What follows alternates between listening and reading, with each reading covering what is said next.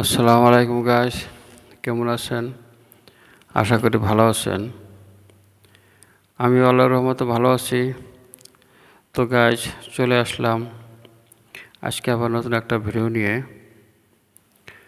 তো অনেক দিন হয় ভিডিও দেওয়া হয় না, কারণ আমি একটু বিজি ছিলাম, যার কারণে ভিডিও দিতে পারি নাই, আর বাহিরও যাওয়া হয় নাই আমার। এখন আমি ফ্রি হয়েছি সম্পূর্ণ। এখন আমি আবার বাহিরে যাওয়ার জন্য ভিসা লাগাবো। তো কোন কোন দেশের ভিসা কিভাবে লাগান যায়, এই তথ্যগুলাই আমি আপনাদেরকে দেব। তো আজকে একটা তথ্য দেব একটা উন্নত দেশের ভিসার জন্য, সেটা হলো জাপান। জাপানেও কিন্তু অনেক সুযোগ সুবিধা আছে, বেতনও অনেক আছে। খুব সুন্দর একটা দেশ, অনেকেই যেতে চান জাপানে। তো কিভাবে যাবেন, কিভাবে আবেদন করবেন, এগুলো হয়তো অনেকেই জানেন না। তো ভাবলাম এ ব্যাপারে একটা ভিডিও বানাই, যেহেতু আমি এ ব্যাপারে এই বিষয়ের জন্য আবেদন করব।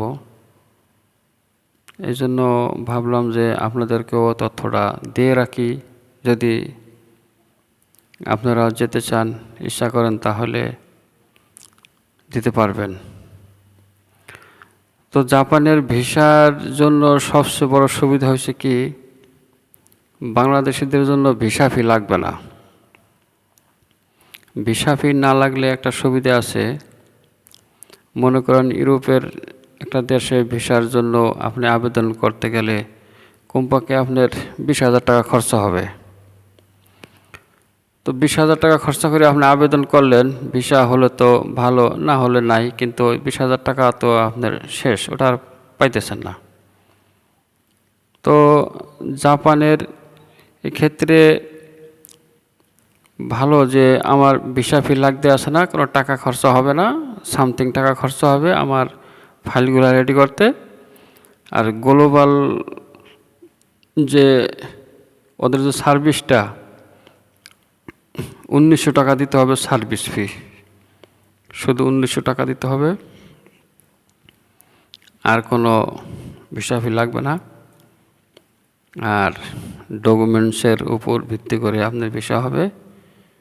সবচেয়ে মজার ব্যাপার হচ্ছে আপনার ইন্টারভিউ লাগবে না, ইন্টারভিউ ছাড়াই ভিসা হবে, শুধু আপনার ডকুমেন্টসের উপর ভিত্তি করে। অন্য অন্য দেশে কিন্তু ইন্টারভিউ হয়, সব দেশেই, যেমন ইউএস, আমেরিকার ভিসার জন্য গেলে মেন হচ্ছে ইন্টারভিউ। ইন্টারভিউ আপনার ঠিকমতো দিতে পারলে আপনার ভিসা হয়ে যাবে। ইন্টারভিউ দিতে না পারলে ভিসা হবে না। ইন্টারভিউর উপর নির্ভর করে আপনার ভিসা হবে। তো অনেক দেশেই ইন্টারভিউ হয়, কিন্তু এখানে ইন্টারভিউ হবে না।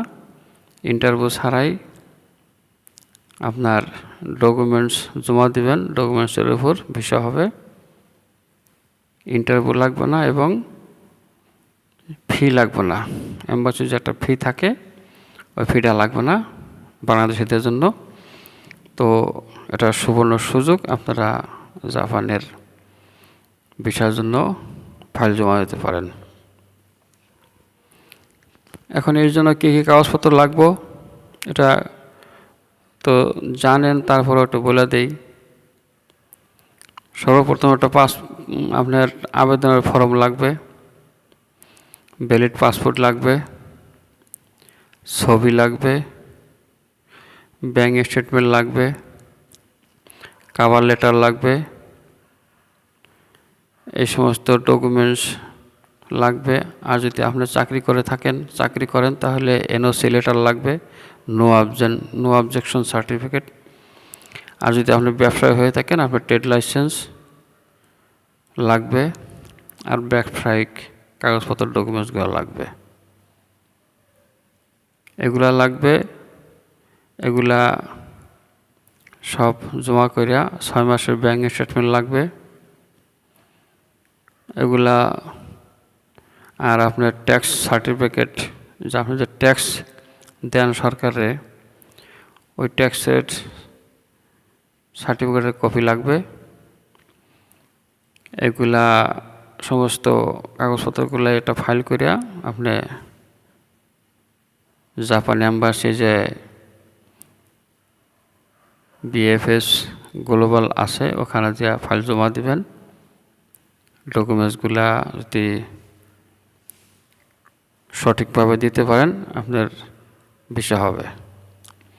ভিসা হয়ে গেলে আপনি যদি নাও যান সমস্যা নাই, কারণ এটা জাপানের মতন দেশের ভিসা থাকলে অনেক কিছু আপনার পাসপোর্টটা অনেক একটা মানসম্মত হবে এবং একটা মানে উন্নত দেশের ভিসার জন্য জমা দিলে যেরকম উন্নত দেশ বলতে জাপানও উন্নত দেশ, যেমন ইউরোপ।